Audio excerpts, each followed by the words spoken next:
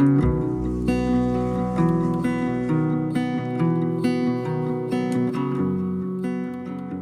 feel my purpose has always been to introduce and help people to plant trees.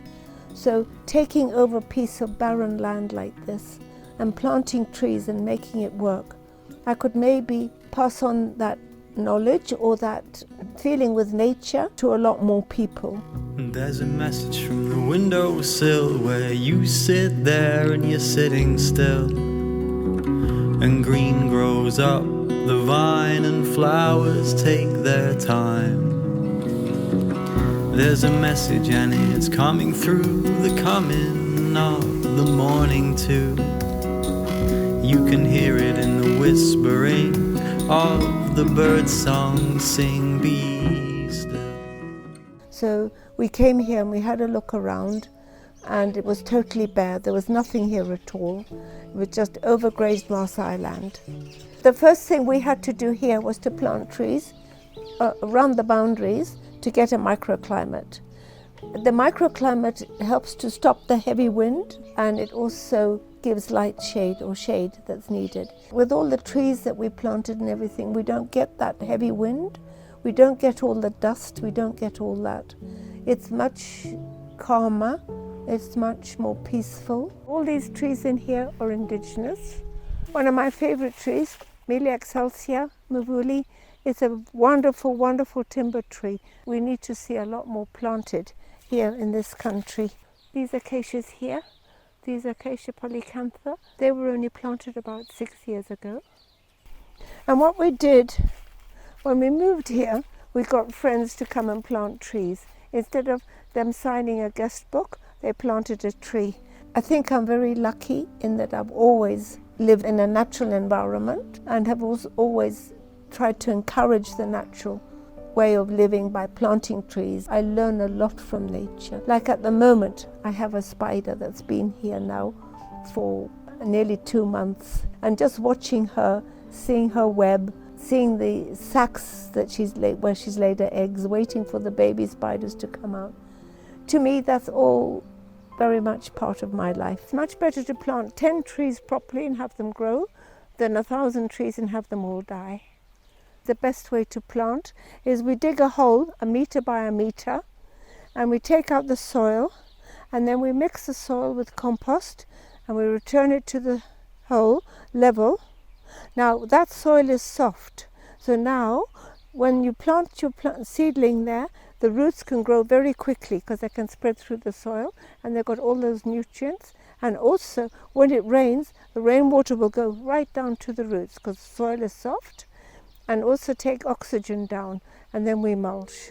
The most important thing is the value of soil and how to look after soil. Just by looking at nature, walking in a forest, you can learn so much. When you walk in a forest, a natural forest, all the leaves drop onto the ground. You get this amazing ground cover. You get all these leaves rotting and compost. The animals passing through, putting down their dung. The birds in the trees, using the trees, etc. To me, my biggest wish is that people will understand how important soil is. Because without good soil, we cannot basically move forward. It's just a matter of living here and getting a feeling, and then planting when you feel that something needs to be planted. It's living in your area and just getting the feeling for what is needed. If you're part of nature, it's not a difficult thing to do. Every tree has its place, and it's a matter of planting it in the right place. I have a lot of controversial arguments with people about blue gums. They have their place, they're useful where they are. We needed firewood because we have a kuni booster, so we planted our eucalyptus here. And this has been coppiced and cut and coppiced and cut, and they keep coming back. And it also acted as a good windbreak. So to add to the windbreak, we planted in bamboo. Bamboo is a very useful plant, and if you look after it properly and harvest it properly, it serves many purposes. For us, mainly, we'll use it as firewood. It's a very good firewood. It has a very high calorific value, but you have to have water. You can't, in these semi-arid areas, you can't depend totally on the rain. Or if you do, it's a lot slower. So we were very lucky in that way, having 2 wells that had plenty of water.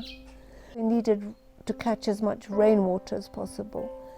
Now that's a very important thing that one needs to do when you live out in the country. You need to catch water. So we have a big veranda, we catch the water, we catch rainwater, and we reuse a lot of our water. Water, I believe, should be used twice, not once. I come down here very often and just walk through. Walking through a forest, I think, as we all know, really enhances your life, calms you down. It's everything that comes in with trees, yeah?